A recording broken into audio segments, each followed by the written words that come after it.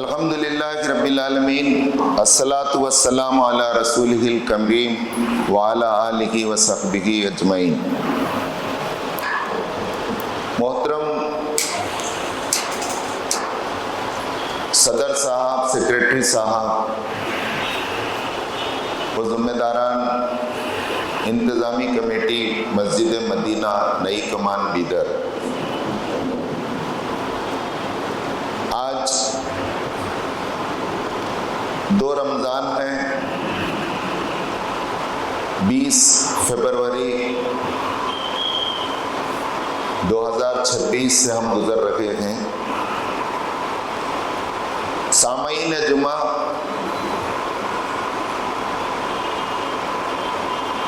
آج ہم مختصراً آپ کے سامنے اس بات کو رکھنے کی کوشش کریں گے کہ عقائد کی بنیاد پر اللہ تعالیٰ نے ایک عبادات کا نظام دیا۔ عقائد اور عبادات کے ذریعے سے اللہ اور اس کے رسول چاہتے ہیں کہ مسلمان انفرادی طور پر اور مسلمان اجتماعی طور پر بحیثیت معاشرہ وہ قرآن کا مطلوب انسان اور سماج بن جائے اور اللہ کے رنگ میں رنگ جائے۔ اللہ کا رنگ جو دوسرے کئی رنگ ہیں غیر اللہ کے، اس کو وہ رنگ پھیکا پڑ جائے اور اللہ کا رنگ غالب آ جائے، اور دنیا محسوس کرے کہ نماز پڑھنے والے، روزہ رکھنے والے، اللہ اور اس کے رسول کی شہادت دینے والے کیسے ہوتے ہیں۔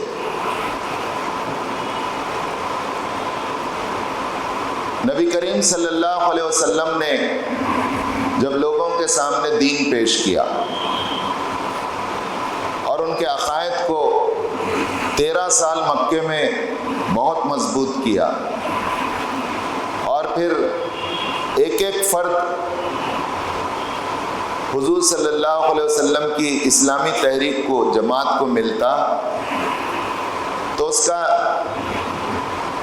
ان کے ایمان لانے کا، ان کی شہادتوں کے بے نظیر اور بے مثال واقعات ہیں جو ہم مسلمانوں کے لیے، آپ مجھے ملامت کرنے میں عجلت نہ کریں، ہم مسلمانوں کے لیے جو نسلاً مسلمان ہیں، ہمارے باپ دادا مسلمان تھے اس لیے ہم مسلمان ہیں، ہم شعوری طور پر سوچ سمجھ کر قرآن اور حدیث کو پڑھ کر سیرت النبی صلی اللہ علیہ وسلم کو جان کر ہم انٹینشنلی مسلمان نہیں ہوئے ہیں، یہ ایک حقیقت ہے۔ چلیے اس پر میں مبارکباد بھی دیتا ہوں، اللہ کا بھی ہم شکر بجا لانا چاہیے۔ ہم اللہ کو جاننے پہچاننے والے ہیں، ہم کہیں جا کر غیر اللہ کے آگے جھکنے والے نہیں ہیں، لیکن اسلام چاہتا ہے کہ ہم نسلی مسلمانیت سے آگے بڑھ کر ہم علمی طور پر، فکری طور پر، عملی طور پر انٹینشنلی باشعور مسلمان بنیں۔ اسی کے لیے ہمیں باشعور مسلمان بنانے کے لیے قرآن مجید آیا جو رمضان میں نازل کیا گیا، ہمیں بعمل مسلمان بنانے کے لیے نمازیں فرض کی گئیں اور روزے فرض کیے گئے۔ محترم حضرات، صحابہ کرام رضوان اللہ تعالی علیہم اجمعین سے یہی مطالبہ تھا کہ وہ باشعور مسلمان بنے۔ وہ ایک خدا کو چھوڑ کر 360 خداؤں کو مانتے تھے۔ 360 خدا کا مطلب یہ ہے کہ جس طرح سال میں 360 دن ہوتے ہیں، اس طرح ہر دن کا ایک خدا تھا۔ ایک واقعہ سنا کر میں اپنی بات آگے بڑھاؤں گا۔ اس قرآن کو جو تابڑ توڑ نازل ہو رہا تھا، جو بڑے زوروں کے ساتھ نبی کریم صلی اللہ علیہ وسلم پر اس کا نزول ہو رہا تھا، اور اس وحی کو پورے سماج میں رسول اللہ صلی اللہ علیہ وسلم سنا رہے تھے، کیونکہ آپ کو حکم تھا کہ سنائیں۔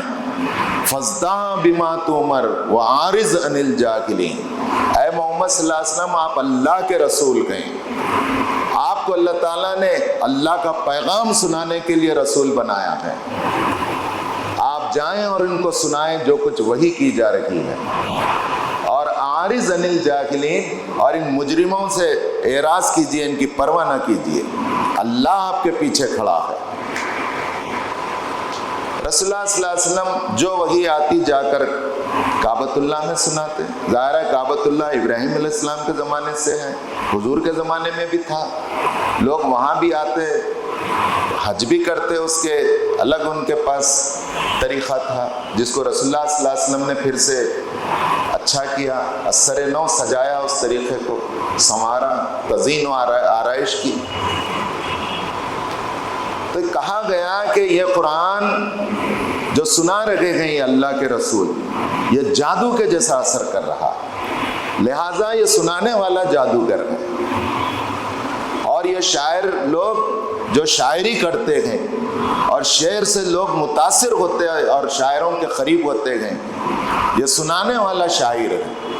بعض نے کہا کہ ایک شیطان اور کہانی بولنے والا رات میں آتا ہے اور آ کر گھر میں بٹھا کر کچھ کہانی سکھاتا ہے اور صبح وہ کہانی سناتے گئے، یہ کہانت ہے۔ بار بار قرآن کہتا ہے وما ہوا بقول شاعر وما ہوا بقول کاہن قلیلا ما تؤمنون۔ سنو اے لوگو، یہ شاعر کا کلام نہیں ہے، یہ کوئی کاہن کا کلام نہیں ہے، یہ کوئی ساحر جادوگر کا کلام نہیں ہے، حقیقت یہ ہے کہ یہ انسانی کلام ہی نہیں ہے، یہ ربانی کلام ہے، یہاں تک کہ محمد صلی اللہ علیہ وسلم کا بھی کلام نہیں ہے۔ محمد صلی اللہ علیہ وسلم کو اللہ نے منتخب کیا ہے کہ اپنے کلام اور اپنے پیغام کو پہنچانے کے لیے آپ پر یہ کلام نازل کرے۔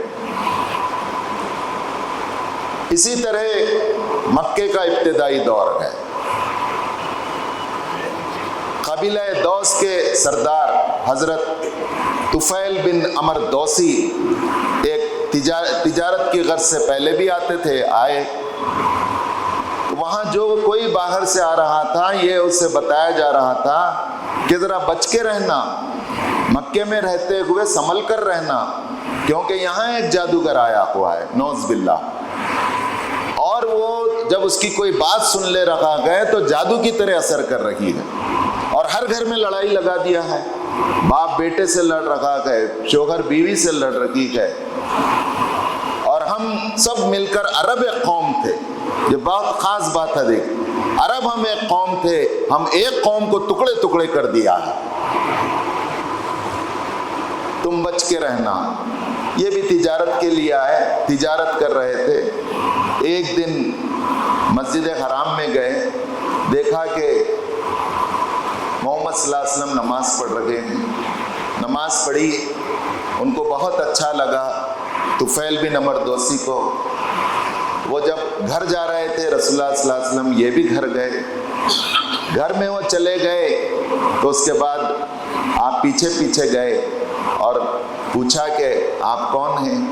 کہا کہ میں محمد بن عبداللہ ہوں، میں محمد رسول اللہ ہوں۔ کہا کہ اچھا آپ ہی ہیں جن کے متعلق مجھے بتایا گیا کہ آپ کی بات نہیں سننا، میں قبیلہ دوس کا سردار اور بہت بڑا ادیب اور شاعر ہوں، میں سمجھتا ہوں کہ عربی کیا ہے، عربی ادب و لٹریچر کیا ہے، آپ کیا کلام پیش کر رہے ہیں؟ تو رسول اللہ صلی اللہ علیہ وسلم نے قرآن مجید سے کچھ چیزیں سنائیں، جب تک تھوڑی ہی مقدار میں وحی نازل ہوئی تھی، کہے گواہی دینا شروع کیا کہ میرا علم بتا رہا ہے کہ یہ انسانی کلام نہیں ہے، یہ کوئی نہ شاعر لکھا ہے، نہ ادیب لکھا ہے، نہ کہانی لکھنے والے نے لکھا ہے، یہ تو انسانی کلام سے آگے کی چیز گئے، یہ ربانی اور الہامی کلام، بے شک آپ اللہ کے رسول ہیں۔ ہاتھ آگے بڑھایا، شہادت دی اشہد ان لا الہ الا اللہ واشہد ان محمدًا عبدہ ورسولہ۔ پھر کہا کہ اب میرا کیا کام ہے؟ کہا کہ تم اپنے قبیلے میں جا کر یہی دعوت دینا ہے۔ قبیلے میں گئے، دعوت دی، والد سے کہا، وہ نہیں مانے، بیوی سے کہا، وہ بھی سوچنے پر مجبور ہوئی، تھوڑے دن کے بعد رسول اللہ صلی اللہ علیہ وسلم کے پاس آئے، تب تک آپ ہجرت کر چکے تھے، اور آ کر کہا کہ میرے قبیلے والے نہیں مان رہے ہیں۔ ان کے لیے مایوسی میں یہاں تک کہہ دیا کہ آپ بدعا کیجئے۔ کیا منظر تھا ہوگا وہ۔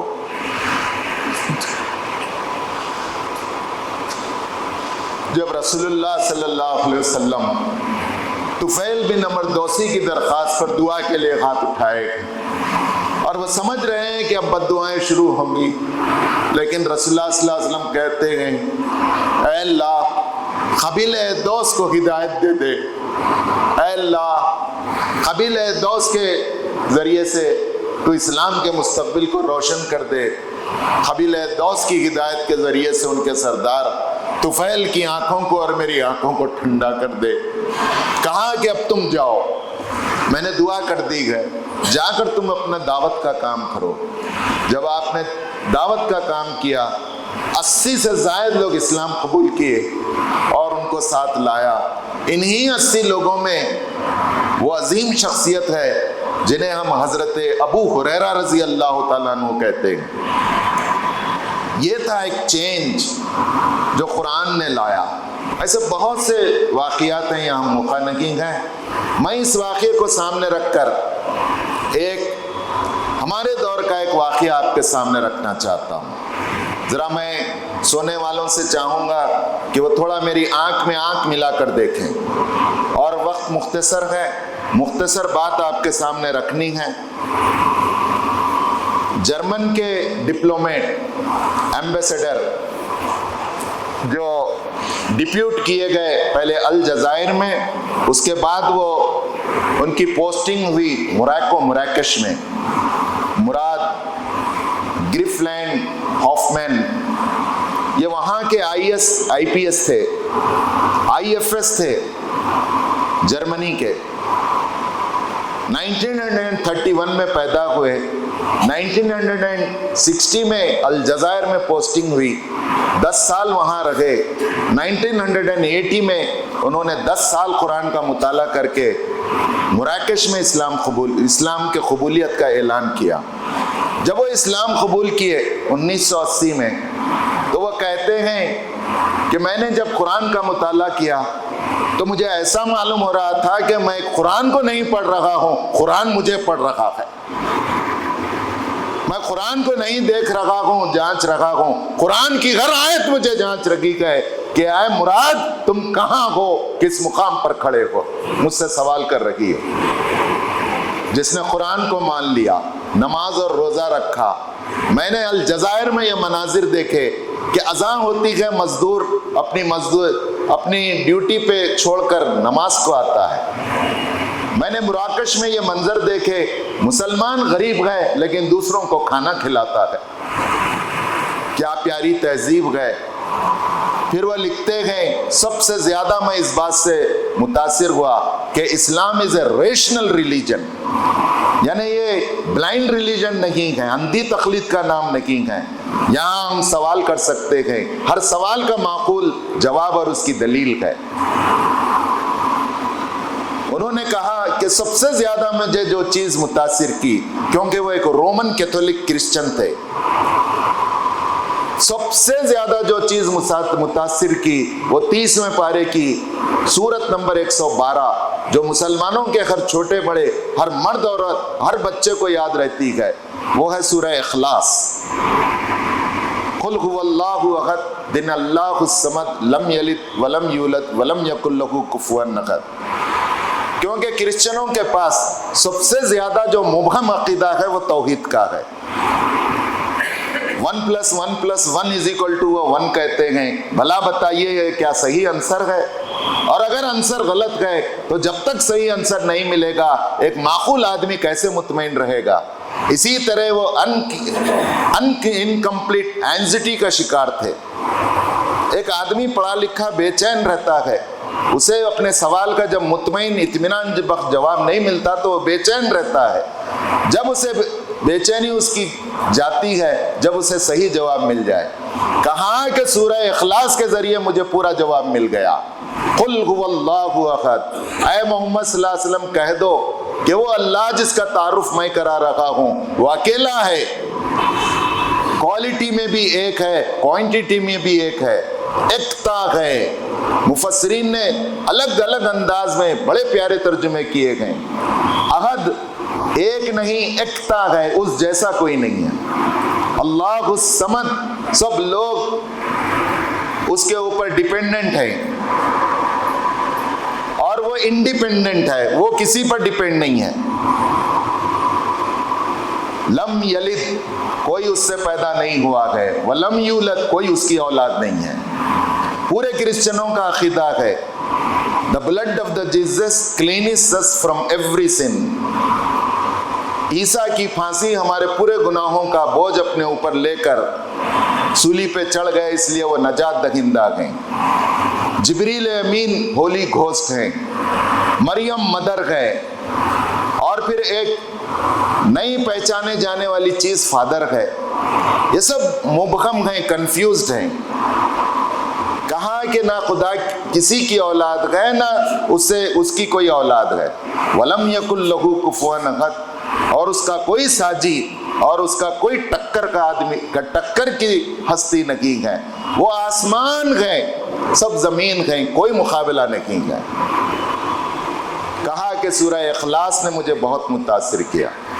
میں اپنی بات ختم کرتے ہوئے حضرت طفیل بن عمر دوسی رضی اللہ تعالیٰ عنہ کے اسلام لانے کا واقعہ قرآن نے انہیں کیسا متاثر کیا آپ کے سامنے رکھا۔ مراد ہافمین نے اپنا نام رکھا مراد ہافمین اسلام لانے کے بعد۔ مراد کہتے ہیں مجھے میری خواہشات کی تکمیل ہو گئی، میں مطمئن ہو گیا، میری مراد برائی، اب مجھے کچھ نہیں چاہیے، میں کامیاب ہو گیا۔ اے مراد تو کامیاب ہو گیا۔ ہافمین ان کا سرنیم ہے۔ ابھی 2020 میں ان کا انتقال ہوا۔ 2018 کی دہائی میں وہ انڈیا آئے تھے، ایس آئی او اور جماعت اسلامی کیرلا نے انہیں بلایا تھا، دلی بھی گئے تھے وہ۔ انہوں نے ایک کتاب لکھی دا جرنی آف مکہ، حج کو بھی وہ گئے۔ کتاب کا نام علامتی ہے لیکن اس میں پورا سفر ہے، اسلام کا سفر۔ میں آپ سے مراد ہافمین کی زندگی سامنے رکھ کر بتانا چاہتا ہوں۔ مراد ہافمین سورہ اخلاص سے متاثر ہو سکتے ہیں۔ کلام پاک کو پڑھ کر ایک رومن کیتھولک ایمبیسڈر اسلام کو سمجھ سکتا ہے۔ میری عمر کتنی ہو گئی، کیا ہم نے قرآن کو پڑھا اور سمجھا؟ ایک گریجویٹ جو بن رہا ہے کے جی سے، اس کا اگر اس کی کتابیں جما لی جائیں تو اس کے ہائٹ سے زیادہ اس کی کتابوں کا ہائٹ ہو جائے گا۔ کیا ہم نے قرآن کو پڑھا؟ ہم نے قرآن کو نہیں پڑھا تو ہماری زندگی میں کتنا بڑا گیپ اور کتنی بڑی کمی ہے۔ اس گیپ کو بھرنے کے لیے یہ رمضان آیا ہے۔ ایک روبوٹک انداز میں، ایک میکینیکل انداز میں دن میں روزے رکھے، رات میں گھنٹہ سوا گھنٹہ تراویح پڑھ لی، یہی چل رہا ہے۔ ہر رمضان کو یہی چل رہا ہے، یہ ہوتے رہے گا۔ یہ فرض ہے، سنت ہے، اس کی اہمیت سے کوئی انکار نہیں، لیکن ہمارے اندر ایک چینج آنا بہت ضروری ہے۔ مراد ہافمین کی زبان سے ایک حدیث اور ایک آیت آپ کے سامنے رکھنا چاہتا ہوں۔ سورہ بقرہ کی آیت نمبر 13 ہے، فَإِذَا قِيلَ لَهُمْ آمِنُوا كَمَا آمَنَ النَّاسُ قَالُوا وَنُؤْمِنُ كَمَا آمَنَ السُّفَهَاءُ أَلَا إِنَّهُمُ السُّفَهَاءُ وَلَٰكِن لَّا يَعْلَمُونَ۔ پورے منافقین سے، ان لوگوں سے جو ایمان کی شہادت دیے گئے، ان لوگوں سے جو مسجد میں آ کر ایکٹنگ کرتے تھے، اپنے ایمان کو چھپا رکھے تھے، منافق تھے، ان سے کہا جا رہا ہے فَإِذَا قِيلَ لَهُمْ آمِنُوا كَمَا آمَنَ النَّاسِ، جب ان منافقوں سے کہا جاتا ہے کہ تم ایمان ایسے لاؤ جیسے صحابہ کرام نے ایمان لایا ہے، قَالُوا وَنُؤْمِنُ كَمَا آمَنَ السُّفَهَاءُ، تو وہ کہتے کہ کیا ہم ایمان ایسا لائیں جیسے یہ دیوانے ایمان لائے گئے۔ الا انہم السفہاء، خبردار تم دیوانے کو، وہ صحابہ تو فرزانے ہیں، ولیکن لا یعلمون، تمہیں اس کا شعور نہیں ہے، تمہاری آخرت تم برباد کر رکھے ہو۔ عبداللہ بن ابی باضابطہ طور پر منافقوں کی جماعت تھی، ان سردار تھا، باضابطہ طور پر وحی کے ذریعے اللہ تعالیٰ اللہ کے رسول کو بتاتے کہ یہ ایکس منافق ہے، یہ وائی منافق ہے، اور حضور صلی اللہ علیہ وسلم کے پاس پوری لسٹ تھی۔ مراد ہافمن کی اس حدیث پر میں اپنی جگہ لیتا ہوں۔ حدیث ہے پیارے نبی صلی اللہ علیہ وسلم کی، ہم آپ نے بہت مرتبہ سنی ہیں، لیکن ان کی زبان سے جب میں انگلش میں یہ حدیث سنا تو میں بہت جذباتی ہو گیا۔ ایک نو مسلم یہ کہہ رہا ہے کہ پیارے نبی صلی اللہ علیہ وسلم کہتے گئے کہ منافق کی 4 علامتیں گئیں، اس 4 میں سے اگر پورے 4 گئیں تو وہ پکا منافق، 3 گئیں تو 75% منافق، 2 گئیں تو 50% منافق، 1 ہے تو 25% منافق۔ کیا بیلنسنگ ہے! ماہر نفسیات تاجدار مدینہ نے یہ بات کہی کہ جب وہ بات کرے تو جھوٹ بولے، جب وہ وعدہ کرے تو پورا نہ کرے، جب وہ اس کے ساتھ گفتگو کرے تو جھگڑے پہ اتر آئے، جب عہد کرے، ایگریمنٹ کرے تو اسے تار تار کر دے، اس کو ایگریمنٹ کو پورا ہونے نہ دے۔ یہ ہم سنائیں تو ظاہر ہے اس میں کوئی اٹریکشن نہیں ہوگا۔ ایک ایسا انسان سنا دے جس کی زندگی کی کایا اللہ اور اس کا رسول، اللہ کی کتاب اور رسول کے فرمودات نے بدل دی ہے۔ ہمارے لیے اگر ہم آنکھ رکھتے ہیں، اگر ہم علم رکھتے ہیں تو صحابہ کی زندگی میں آئے دن مشرق اور مغرب میں جو لوگ ایمان قبول کر رہے ہیں ان کی زندگی سے ہم سبق لیں، اپنے ایمان کو تازہ کریں اور پکے مسلمان بننے کی کوشش کریں۔ یہ رمضان آیا ہے ہمیں سچے اور پکے مسلمان بنانے کے لیے۔ یا ایھا الذین آمنوا ادخلوا فی السلم کافہ ولا تتبعوا خطوات الشیطان انہ لکم عدو مبین۔ اے مسلمانوں، تم اگر اپنے آپ کو مومن کہتے ہو، یا ایھا الذین آمنوا ادخلوا فی السلم کافہ، اسلام میں پورے کے پورے داخل ہو جاؤ، صرف نماز کی حد تک، روزے کی حد تک نہیں۔ تمہارے معاملات، تمہارے کاروبار، تمہارے لین دین، تمہارے ناپ تول، تمہاری تعلیم، تمہاری معیشت، تمہاری سیاست، تمہاری تجارت، تمہاری سماجی زندگی، تمہاری شادی بیاہ، تمہارے رشتے، تمہارے وراثت، یہ سب اسلام کے حصہ ہیں، اس میں تم آ جانا۔ وَلَا تَتَّبِعُوا خُطُوَاتِ الشَّيْطَانِ، اس سے ہٹ کر جو اسلام کے حصے بکرے کرے گا وہ شیطان کا ایجنٹ ہے۔ اِنَّهُ لَكُمْ عَدُوٌّ مُبِينٌ، اس سے خبردار رہو، وہ تمہارا بھلا کرنے والا نہیں ہے۔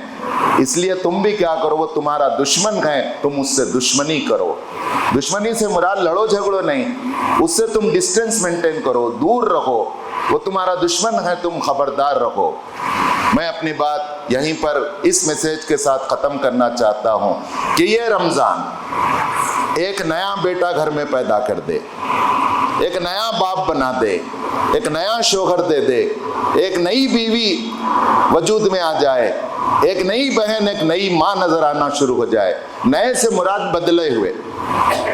ایک نیا تاجر دکان پر بیٹھا ہوا ہے جو اس رمضان سے پہلے اس کا روپ ریکھا، اس کا رویہ، اس کا کیریکٹر، اس کا بیہیویئر الگ تھا، اب بالکل یہ بدل گیا ہے۔ بدلے ہوئے مسلمان کو بھارت کا سماج دیکھنا چاہتا ہے۔ آئیے انشاءاللہ ان نماز روزہ رکھتے ہوئے، نماز اور تراویح پڑھتے ہوئے ہم اپنے آپ کو بدلیں گے۔ وآخر دعوانا ان الحمدللہ رب العالمین۔